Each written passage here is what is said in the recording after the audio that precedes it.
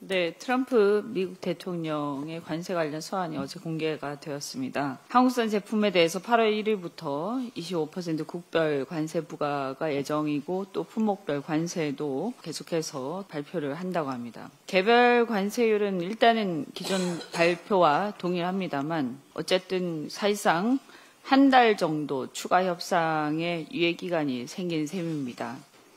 그나마 다행이라고 생각을 합니다.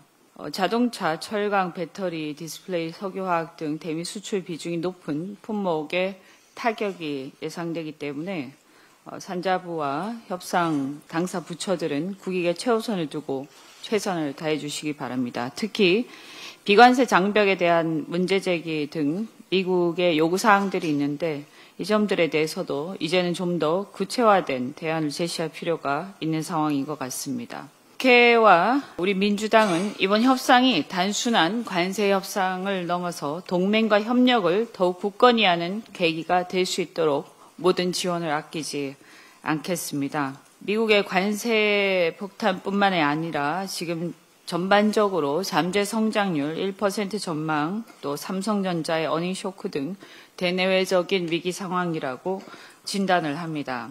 이런 상황에서 새로운 정부가 안정적으로 일하면서 국익 외교를 할 수 있도록 국회가 적극적으로 뒷받침을 해야 되는데요. 국민의힘이 건강한 비판은 좋습니다만 과도한 발목 잡기로 이런 위기 상황을 정부가 돌파하는데 방해가 되어서는 안 된다고 생각합니다. 국민의힘의 적극적인 협조를 부탁드립니다. 이진숙 방통위원장의 정치적 중립 의무 위반이 여러 가지로 지금 문제가 되고 있습니다. 앞서서 말씀드린 이런 여러 가지의 국가적인 위기 상황 속에 방통위원장 한 분이 국무회의에서 자꾸 분란을 일으키고 하는 것은 대단히 부적절하다 이렇게 생각합니다.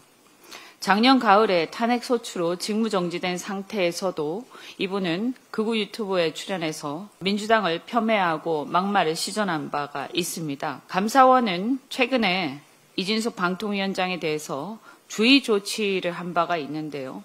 공무원으로서의 심각한 법률 및 규정 위반이 그 이유입니다. 국가공무원법 63조 65조 4항, 국가공무원 복무규정 27조 1항 2호 및 2항 3호 위반이라고 판단을 했습니다. 그런데 이렇게 지적을 했는데도 처분은 주의라는 솜방망이 처분에 불과합니다. 초록은 동색이라고 감사원을 윤석열 대통령의 사적 정치적 도구로 전락시킨 감사원의 제19 감싸기 아니냐 이런 의구심이 시중에 파다합니다. 이진숙 방통위원장은 심지어 비공개 국무회의 내용을 왜곡 공개해서 논란을 일으키고 있습니다.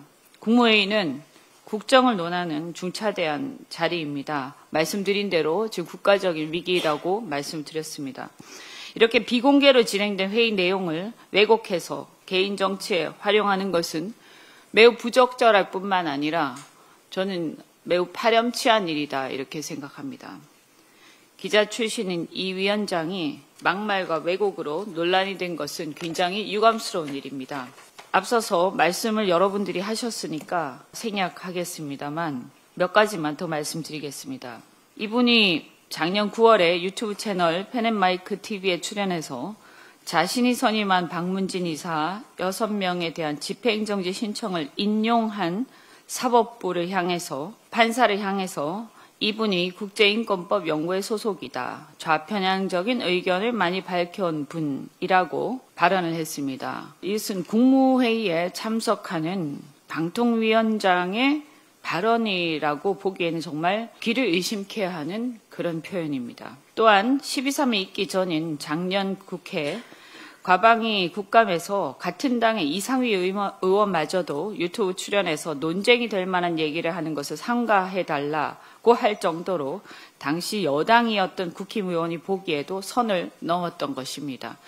앞서 말씀드린 바대로 감사원에서도 정책 중립 의무 위반을 법률 위반이라고 지적한 바가 있는데 비록 처분은 솜방망이였습니다만 이 문제가 예사롭지 않다, 보통이 아니다라는 것을 다시 한번 강조를 드립니다. 또한 감사원의 최재 원장과 유병호 감사위원은 현재 대통령 관저 감사 방해 혐의로 특검에 고발 조치된 상황입니다.